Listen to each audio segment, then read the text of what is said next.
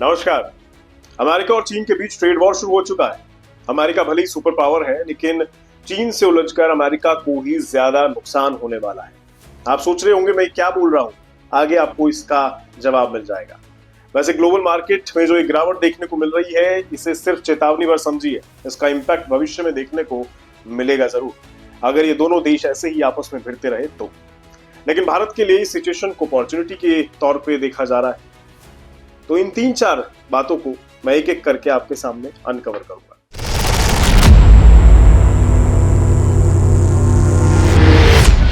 आमतौर पर हम सबको लगता है कि अमेरिका एक समृद्ध देश है। दुनिया की ज्यादातर नामी गिरामी कंपनी अमेरिकन है।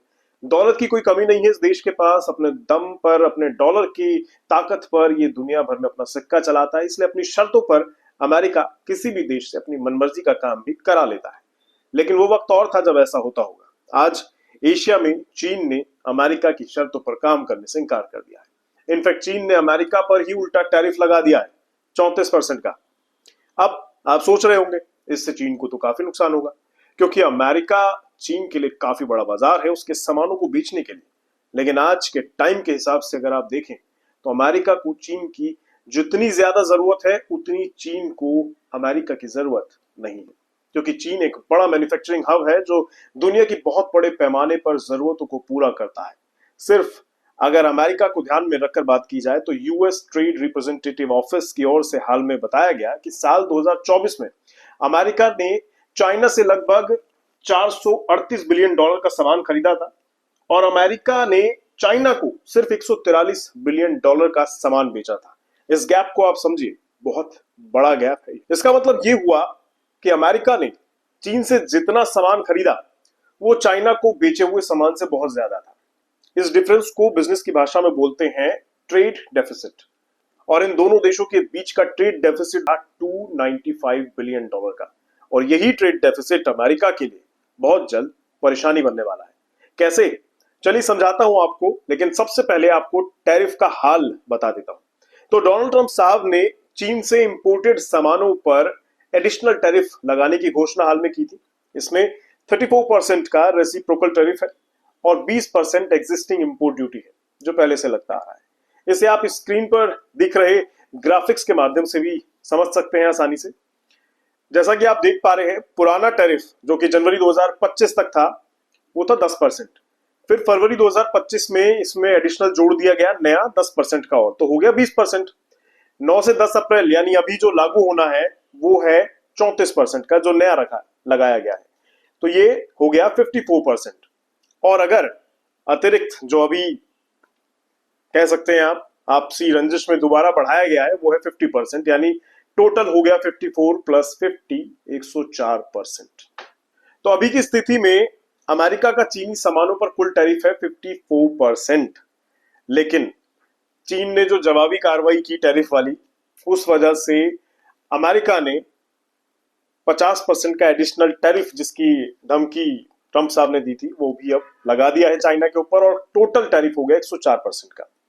अब इसको आसान शब्दों में मैं आपको एक उदाहरण से समझाता हूं।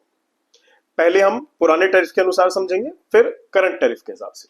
तो मान लीजिए चाइना की एक कंपनी ₹50 का एक टॉय बनाती है। अब ये कंपनी इस टॉय को अमेरिका में बेचना चाहती है।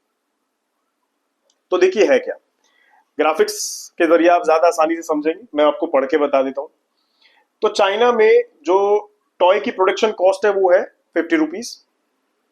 चाइनीज कंपनी का सेलिंग प्राइस अमेरिका तक पहुंचने में हो जाएगा ₹100। इसमें शिपिंग कॉस्ट वगैरह जोड़ लीजिए और कंपनी का प्रॉफिट इस प्रोडक्ट के ऊपर।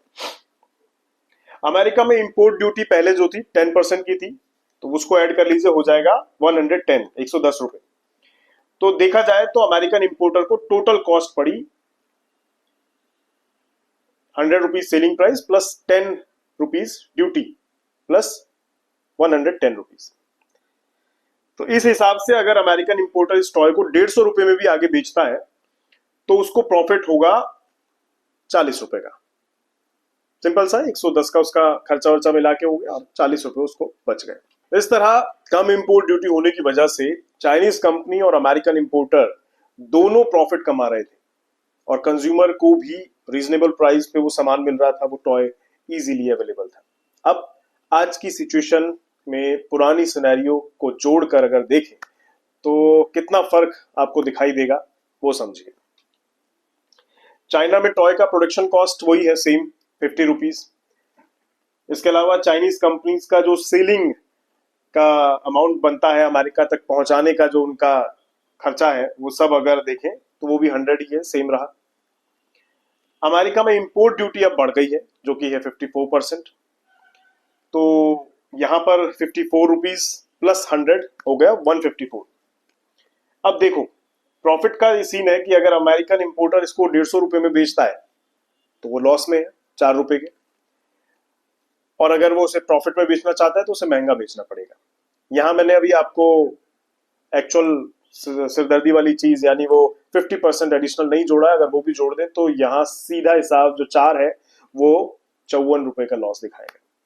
यानी उस अमेरिकन इंपोर्टर को या तो ये महंगी ड्यूटी खुद अब्सॉर्व करनी पड़ेगी जिससे उसका प्रॉफिट बहुत कम हो जाएगा या फिर लॉस होगा, या फिर वो इस बढ़ी हुई कॉस्ट को कंज्यूमर पर डालेगा जिससे वो टॉय जो पहले 150 रुपए का था अब बहुत ज्यादा महंगा बिकेगा। हो सकता है वो 200 या फिर उससे भी ज्यादा कीमत पर इसको बेचने की कोशिश करे जिसमें इंपोर्टर को कुछ प्रॉफिट मिल सके। इसका मतलब ये है कि अमेरिका में वो चाइनीज टॉय बहुत ज्यादा महंगा हो जाएगा जिससे या तो इसकी डिमांड में कमी आ जाएगी या फिर कंज्यूमर को भारी भरकम कीमत चुकाने के लिए मजबूर होना पड़ेगा। और कमाल की बात यह है कि यहाँ मैंने सही मायने में जो ट्रंप साहब ने 50% एडिशनल टैरिफ जोड़ दिया है उसे तो ऐड किया ही नहीं है। अगर वो भी आप ऐड कर लेते हैं तो सोचिए क्या होगा यहाँ पर कीमत का। तो ये मैंने बहुत छोटे से स्तर पर आपको एग्जाम्पल दिया है, आपको समझ लीजिए कि टेक्निकली ये हिसाब किताब कितना बड़ा होगा, क्योंकि ट्रेड अमेरिका और चीन के बीच बिलियन डॉलर्स में होता है और जो सामान आता है वो टेक्नोलॉजिकली एडवांस लेवल का सामान है जिसमें टेलीकॉम्स वगैरह के जुड़े सामान होते हैं। आईफोन वगैरह आप जानते हैं मेड इन चाइना के प्रोडक्ट सब में लगे होते हैं।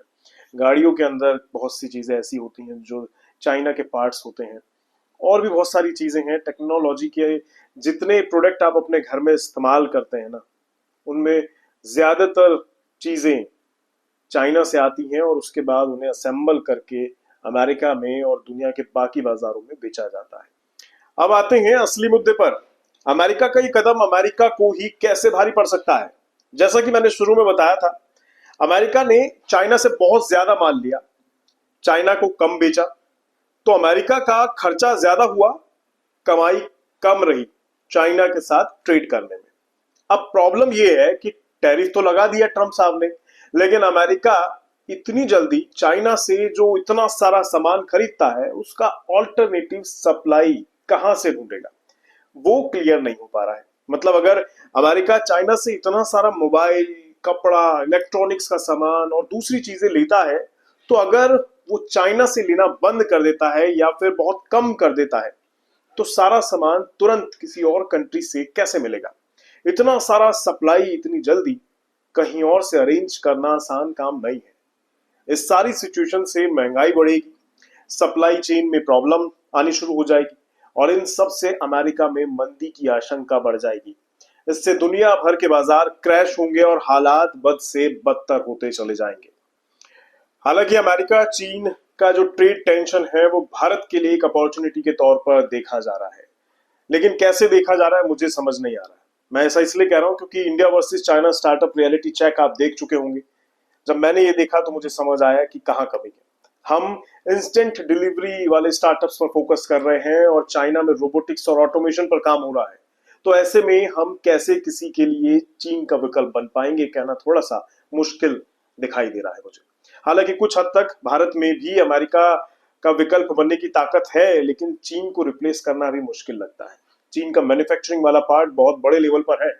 अपने भारत में अभी चीन के स्तर की मैन्युफैक्चरिंग नहीं होती है। फिलहाल ट्रंप साहब ने चीन को टैरिफ का दुरुपयोग करने वाला देश बताया है। उन्होंने कहा है कि चीन के साथ सभी व्यापार वार्ताएं यानी ट्रेड टॉक्स को रोक दिया जाएगा, बाकी देशों के साथ बातचीत जारी रहेगी और ये वो देश होंगे जिन्होंने कोई जवाबी कार्रवाई नहीं की है। इसमें इंडिया भी शामिल है।